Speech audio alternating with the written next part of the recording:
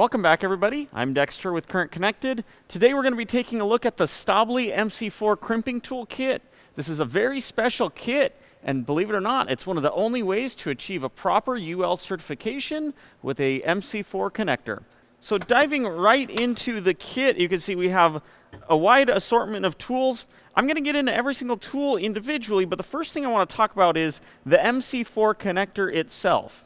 Now, it's a very common misconception that MC4 is a standard, like an IEC standard or something like that, but it's not. MC4 is actually a trademark of Stäubli, and this connector right here is stamped with MC on the side. This is a genuine MC4 connector. These are only available from Stäubli.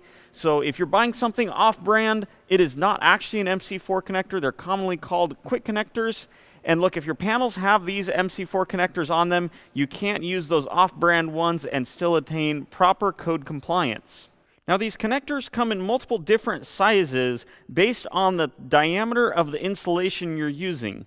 Now, for my wire today, I'm going to be using the one that is rated for 5.5 to 7.4 millimeter outside diameter wire, but these do come in various different sizes, such as 5 to 6 millimeter, as well as 7 millimeters to 8.8 millimeters. There is a Evo 2 connector that we have down here. This is the socket end, and then this is the classic MC4 that we were just showing you. If your panel has these Evo 2 connectors, even though this classic MC4 connector fits, this is technically a code violation.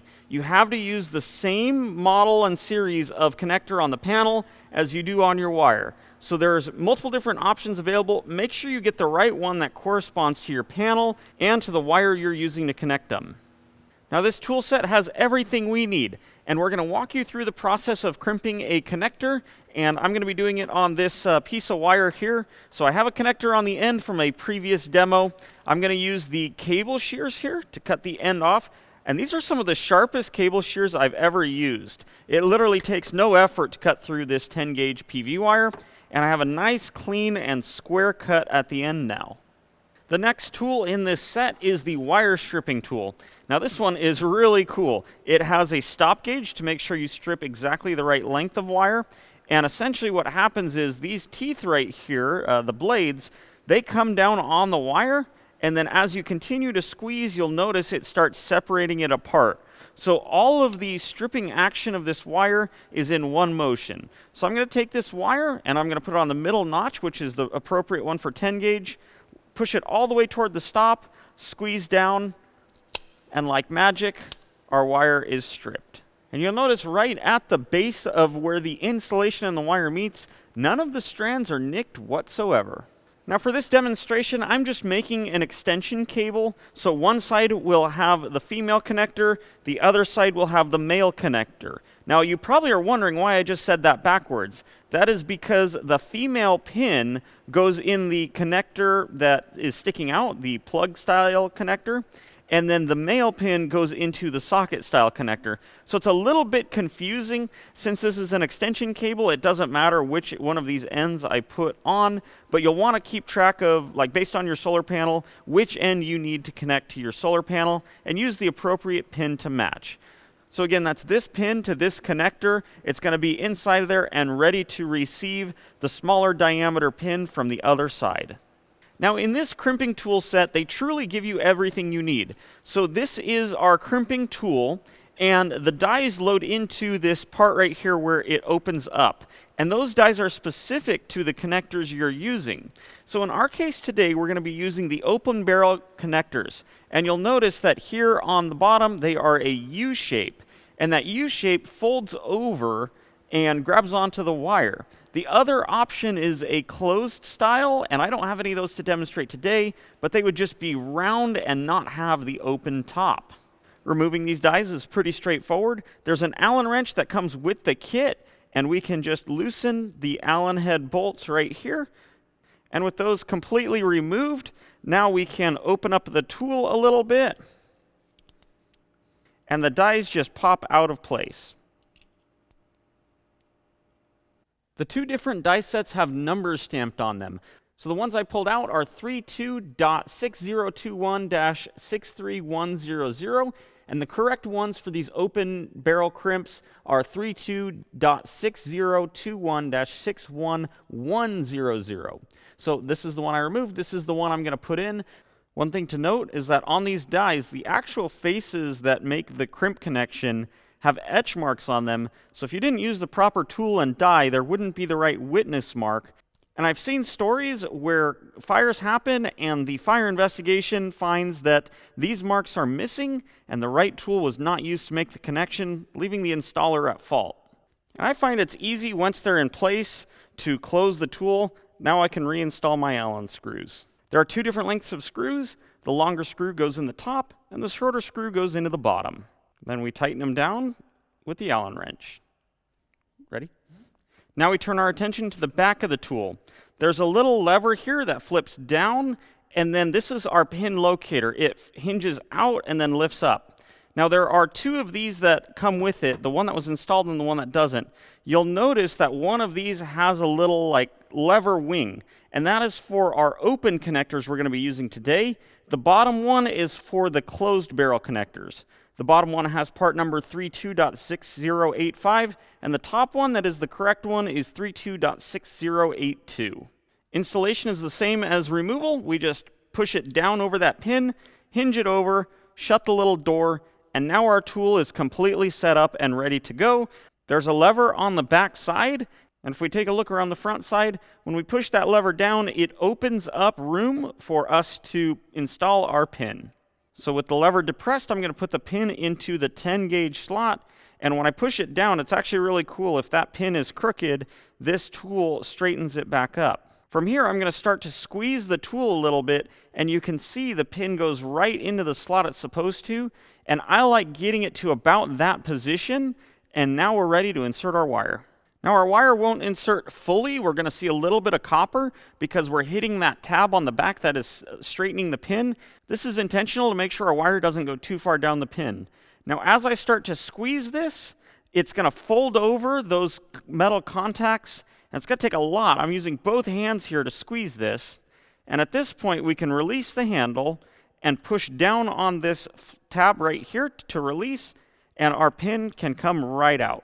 Now I let go of the wire a little too soon, so I'm going to straighten this back out, but now this is properly crimped and ready to go into our connector. And you can kind of vaguely see on the back side, it looks like there is a C1 crimped on this, and that is showing that we use the proper dies for this pin type. The next part is the part I believe everybody gets wrong, and I think everybody just inserts it, and I did hear a click, by the way, and then they just tighten this down by hand and go, okay, that's good enough.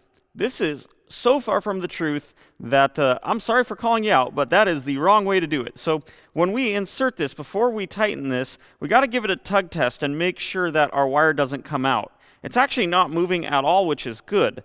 We have a little pin checker here in the kit. This is a go and no-go gauge.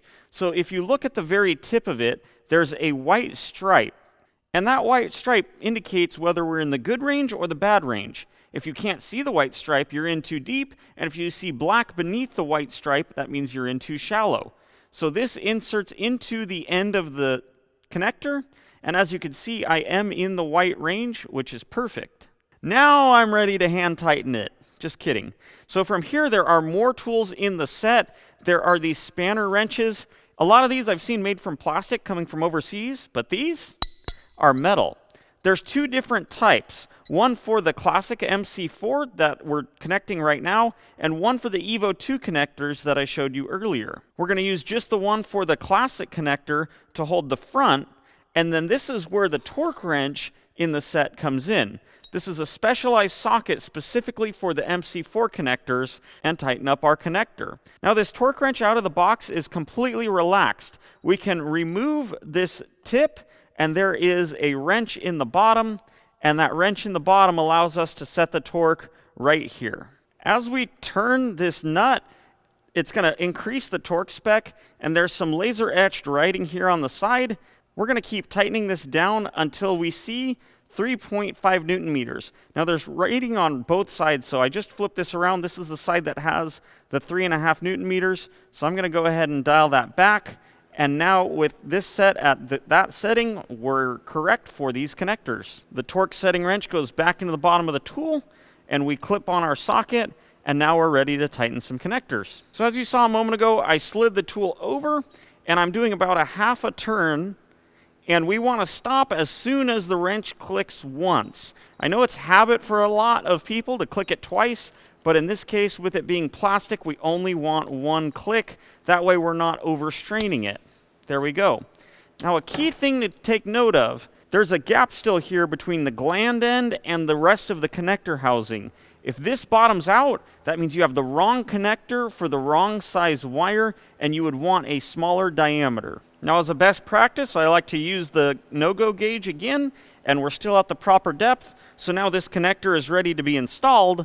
The set comes with a bunch of rubber caps so that we can protect the end of our connector from the elements until we're actually ready to install this on a panel. That way that contact inside has no chance of corrosion or being compromised and risking the safety of the installation.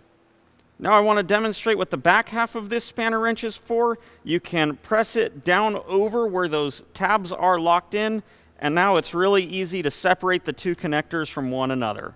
So there you have it. That is the Stäubli MC4 crimping toolkit in full detail. If you guys have any questions, leave them in the comments below. We are an authorized distributor for Stäubli. We're also a distributor for Wera Tools, which is who manufactures the torque wrench included in this kit. So we'll put links to those products in the description below as well. Other than that, we hope you learned something today, and we'll see you guys in the next video. This has me actually shocked. This connector is not real. It's only hand tight from the panel manufacturer, so I'm going to see if it needs to be tightened here. This has kind of got me surprised. I didn't expect this from a manufacturer of a panel. That's 2 half turns, 3 half turns, 4 half turns. Holy cow. How much is it going to take to get this tight? There we go. But you know what? This is the exact issue I was telling people about in the video. That connector is completely bottomed out, so I'm not sure that from the manufacturer they're even using the right connector on this panel. That's crazy.